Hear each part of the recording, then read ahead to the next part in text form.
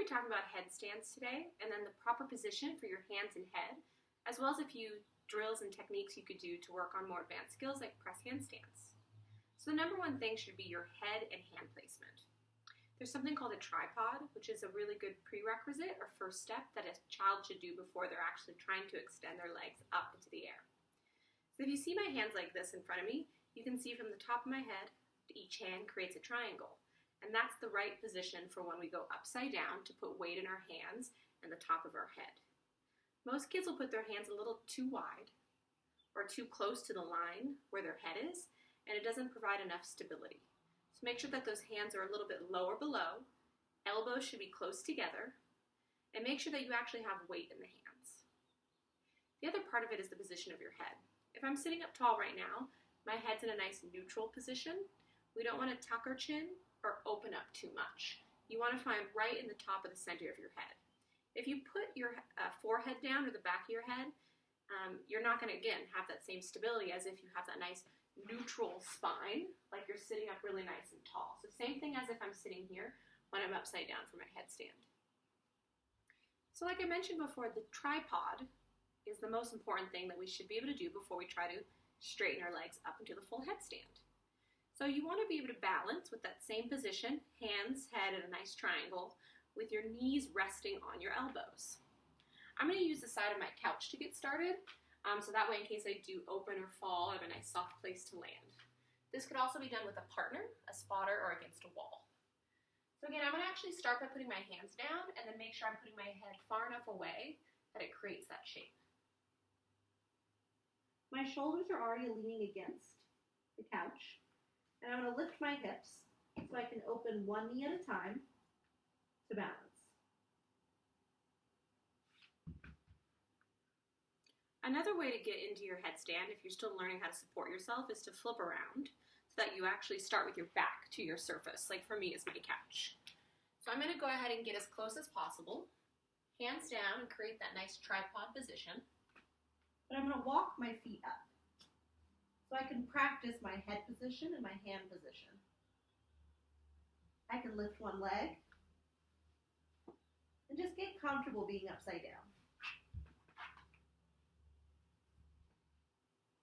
Once you're ready to move on without something to support yourself while you go into your headstand, make sure that you're able to do a forward roll.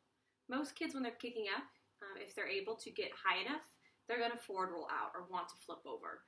So instead of constantly landing in a flat back position, which might be tough when we're working at home right now, it's nice to remember how to tuck your chin and roll if you feel like you are falling forward. So I'd always warm up with a few forward rolls, or make sure that when your partner, your grown-up, is helping you, that they're able to help slow you down so you can do a safe forward roll out of your headstand. All right, next up I'm going to show you the full headstand without leaning against a surface. This is when you feel comfortable that you have your head in the right position and you understand the placement of your hands and elbows. I'm going to make sure I start with my knees resting on my elbows in that tripod position. Count to 3 before I start to fully extend my legs. I would take at least 3 or 4 seconds in the process on the way up, because sometimes going too fast changes your shape. Because a headstand's really similar to a handstand, you do want to remember to squeeze your stomach muscles and squeeze your legs, right? If we let our stomach go, we're more likely to arch and fall into a bridge or onto our back.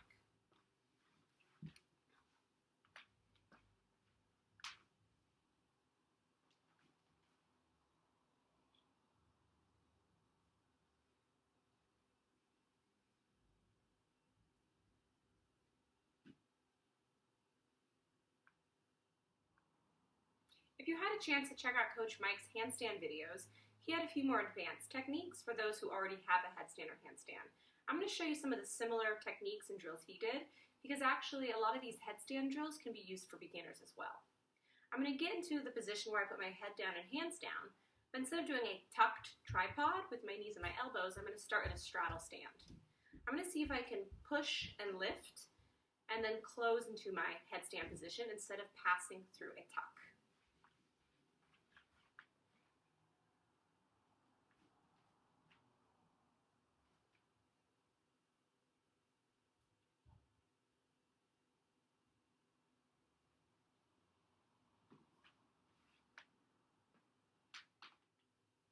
And then here's the same drill, leaning against the couch with my shoulders leaned against, and I'm going to show the same thing flipped around, where I put my legs up on the couch.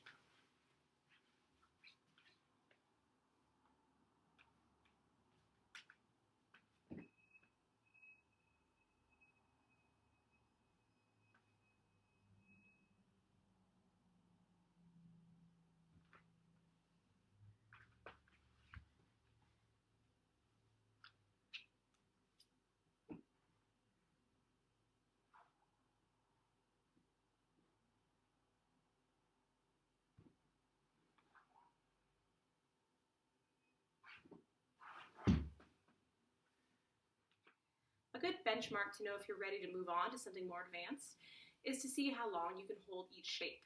I think for a tripod, when your knees are resting on your elbows, it should be at least 10 seconds where you feel like you have good control. When you have your legs fully up in a headstand, that should also be at least 10 to 15 seconds where you don't feel like you're constantly falling or wobbling. When we're doing our straddle ups, a good goal would be to do 5 in a row.